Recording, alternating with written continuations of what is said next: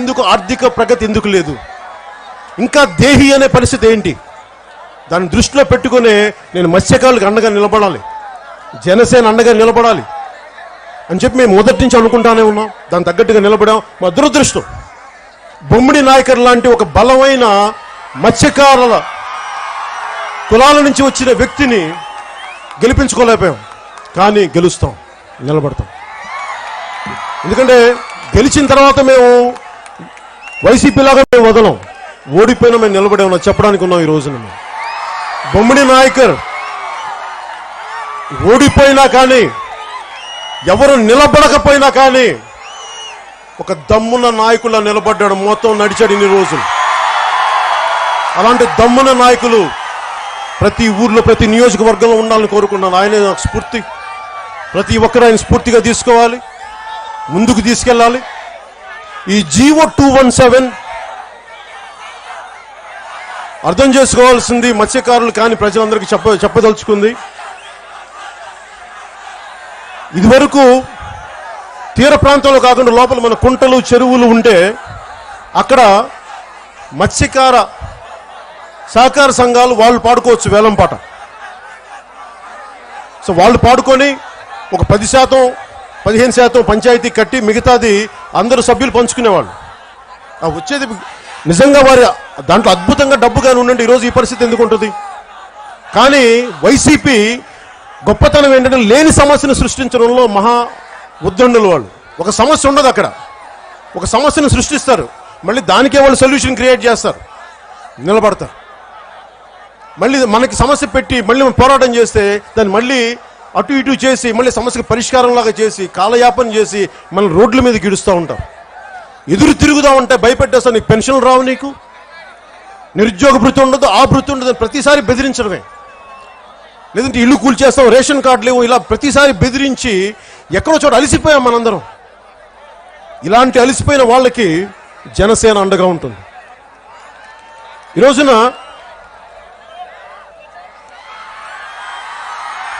మత్స్యకారులు మీరు చెప్పండి, ఒక మత్స్యకారుడు చనిపోతే ఈ వేట ప్రమాదంలో సముద్రం తీరంలోకి చనిపోతే వాళ్ళకి ఈ జీవన ఇన్సూరెన్స్ ఉంటుంది, ఒక 5 లక్షలు ఇన్సూరెన్స్. 5 లక్షలు కాదు 10 లక్షలు ఇస్తామని చెప్పిన వాళ్ళు ఈ రోజున సెంట్రల్ గవర్నమెంట్ వచ్చి 5 లక్షలు తీసుకోవడం కేవలం 5 లక్షలకే పరిమితం చేశారు. అది కూడా ఎంతమందికి ఇచ్చారంటే దాదాపు 63 మంది 64 మందికి 3 సంవత్సరాల్లో వాళ్ళు ఇవ్వగలిగింది 64 మంది. సంవత్సరానికి వేటకెళ్ళి దాదాపు 140 పైచీలకు చనిపోతారని చెప్పి గణాంకాలు చెప్తా ఉంటే వాళ్ళు ఇచ్చింది ఇన్ని సంవత్సరాల్లో 64 మందికి. ఒక్క జనసేనే మా జన సైనికులు ప్రాణాలకు కోల్పోయి నిజమైన ఇబ్బందుల్లో ఉంటే వారికి ఒక పార్టీ తరపునే ఒక పార్టీగా ఉండి, సరిగ్గా ఒక ఎమ్మెల్యే లేని పార్టీగా ఉండి కూడా మేము 45 మందికి మేము 5 లక్షలు ఇచ్చామే. మేము మీరు ఇన్ని లక్షల కోట్లు పెట్టుకొని 63 మందిగా మీరు ఇచ్చేది ఎటు వెళ్తుంది డబ్బు? మటన్ కొట్లు పెట్టుకోవడానికి, చేపలు అమ్మడానికి. ఓ పని చేయండి అమ్మా, మీరు ఎవరైతే వైసీపీ నాయకులు ఉన్నారో ఓ పని చేయండి, మీరు చీకులు కొట్టు కూడా పెట్టుకోండి. అక్కడ పక్కనే అలాగే బ్రాండ్ షాపులు అమ్ముకుంటారు కదా, మీరు ఆ పక్కన చీకులు కొట్టుకుంటూ పెట్టుకొని అందరూ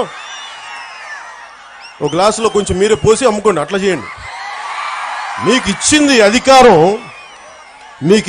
అధికారం ప్రజల సమస్యల్ని తీర్చమని, ప్రజలను ఇంకా సమస్యలు నెట్టమని కాదు.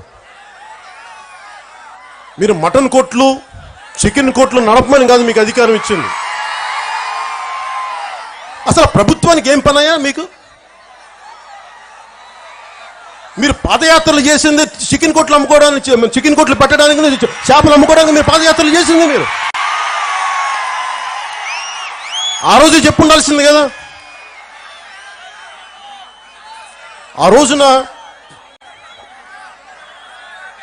చాలా ప్రామిసులు చేశారు. ఆ రోజున పాదయాత్రలో మత్స్యకార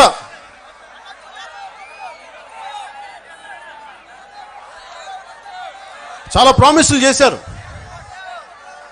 ఆ ప్రామిసులు కూడా మత్స్యకార సంఘాలకు తెలుసు. ఆ ప్రామిసులు ఏమైనా అడగండి, ఎందుకు నిలబెట్టుకోలేకపోతే నిలదీయండి. వాళ్ళు నిలబెట్టుకోలేని ప్రామిస్లు ఎందుకు చేస్తారు? నిలబెట్టుకోలేని మాట ఎందుకు చేస్తారు? మమ్మల్ని చట్టాలని పాటించమంటారా మీరు? మేమందరం చట్టాలు పాటించాలి, మీరు చట్టాలు పాటిస్తారా? మీరు అంటే మీకు చట్టాలు మీకు మాకు మాత్రం అప్లై చేస్తారు, మీకు అప్లై కావా మీకు చట్టాలు? మీరు అప్లై చేసుకోకపోతే ప్రజలు అప్లై చేస్తారు, మేము రోడ్ల మీదకి వస్తాం. మీరు చట్టాలు పాటించేలా మిమ్మల్ని చేయిస్తాం. దిగుచ్చారనుకుంటున్నారా మీరు? సామాన్యమైన మనుషులు మీరు గుర్తుపెట్టుకోండి. మీరు ఒక సగటు మత్స్యకారుడు, సాహస వీరుడు కూడా మీరు మత్స్యకార వేటలోకి వెళ్ళే ఒక వీరుడు కూడా సమానం కాదు, మీరు గుర్తుపెట్టుకోండి. వాళ్ళు తిరగబడట్లేదు అంతే, అన్యాయం జరుగుతుంది, తిరగబడట్లా, ఊరుకొని భరిస్తున్నారు. అది పిరికితనం కాదు, వారు తట్టుకొని నిలబడుతున్నారు. ఒక మత్స్యకారుడికి ఇదివరకు సహకార సంఘంతో పాడుకునే వాళ్ళు ఈరోజు డబ్బులు ఎక్కడి నుంచి పట్టుకొస్తారు? 25% కట్టాలంట. ఎక్కడి నుంచి పట్టుకొస్తారు? అది ఆన్లైన్లో వాళ్ళకి ఎవరు వస్తారో తెలియదు వెనక నుంచి. అంటే కేవలం ప్రతి సంపద మరి ఎంబీసీ కులాలకి ఏమి వెళ్ళాలి, బీసీ కులాలకి ఎలా వెళ్ళాలి?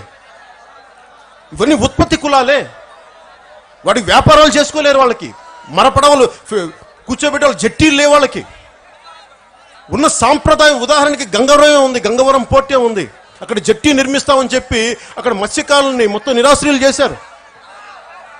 కాలుష్యం వల్ల వాళ్ళ జీవితాలు దెబ్బతింటా ఉన్నాయి. ఇన్ని ఉండి కూడా వాళ్ళకి ఈ రోజుకి వారికి జట్టి నిర్మించలేదు. వాళ్ళకి ఎంతమంది చనిపోయారో పోలీసుల కాల్పుల్లో. ఏ రోజు కూడా ఏ ప్రభుత్వాలు అండగా నిలబడాలని కోరుకున్న ఈ రోజు వైసీపీ కూడా మీరు ఇంత అండగా నిలబడతామని చెప్పి అండగా నిలబడకపోగా మీరు జీవో 217 తెస్తే మేము చేతులు కట్టుకుని ఎందుకు కూర్చుంటాం? మేము ఈరోజు నేను చెప్తా ఉన్నాను, మీరు ఈ ఒక్క ఎన్నికలకి, మత్స్యకారులందరికీ చెప్తున్నాను, ఈ ఒక్క ఎన్నికలకి మాకు భరోసాగా అండగా నిలబడండి. మీరు నిలబడండి. నేను మాటల వ్యక్తిని కాదు, నేను చేతల వ్యక్తిని. ఎందుకంటే నాకు దీంట్లో నాకు చేపల కొట్లు పెట్టుకోవడానికి, మటన్ కొట్లు పెట్టుకోవడానికి, చికెన్ కొట్లు పెట్టుకోవడానికి ఇంట్రెస్ట్ లేదు నాకు.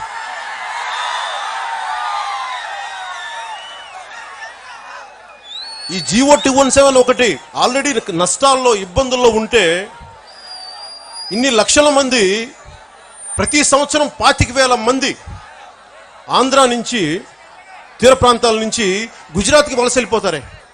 25,000 మంది ఇంట్లో బిడ్డలను వదిలేసి, భార్యను వదిలేసి, వారి చరిత్ర చదువు, వారి కథలు చదువుతూ ఉంటే, వారి సంఘటనలు చదువుతూ ఉంటే కడుపు తరుక్కుపోద్ది. ఎంత కష్టంగా ఉంటుందంటే కనీసం వారికి సరైన తిండి ఉండదు. ఒకసారి ఈ తుఫాన్లో ఇరుక్కుపోయేటప్పుడు అటు పాకిస్తాన్, అటు బంగ్లాదేశ్, లేదంటే శ్రీలంకకి వెళ్ళిపోతే అటు వాళ్ళు టెర్రరిస్టులుగా పెట్టేస్తారు, అక్కడ బయటికి రారు. మన కరోనా సమయంలో కూడా చాలామంది ఇక్కడ మెద్రాస్ పోర్ట్లో ఇరుక్కుపోతే అప్పుడు ముఖ్యమంత్రి గారికి నేనే స్వయంగా ట్వీట్ చేశాను, సార్ కొంచెం ఇట్లా ఉంది అంటే ఆయన వెంటనే స్పందించారు. అంటే ఇన్ని కష్టాలు పడుతూ ఉంటారు. మరి వీరికి నిలబడాలి కదా,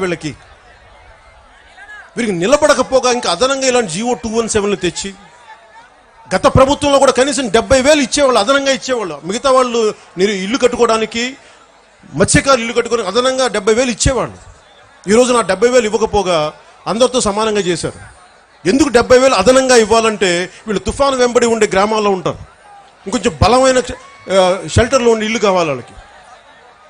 నేను పోరాట యాత్ర అప్పుడు తుఫాను వచ్చినప్పుడు ఆ మధ్య 2018లో హుదూద్ తుఫాను అప్పుడు వెళ్తే మొత్తం అన్ని చోట్ల కూడా కనీసం తాగడానికి నీళ్లు లేవు. మొత్తం ఎటు చూసినా నీళ్లు ఉంటాయి, కానీ తాగడానికి నీళ్లు ఉండవు. గ్రామాల్లో నీళ్లు లేవు. వాళ్ళు ఎన్ని బాధల్లో ఉన్నారు. కనీసం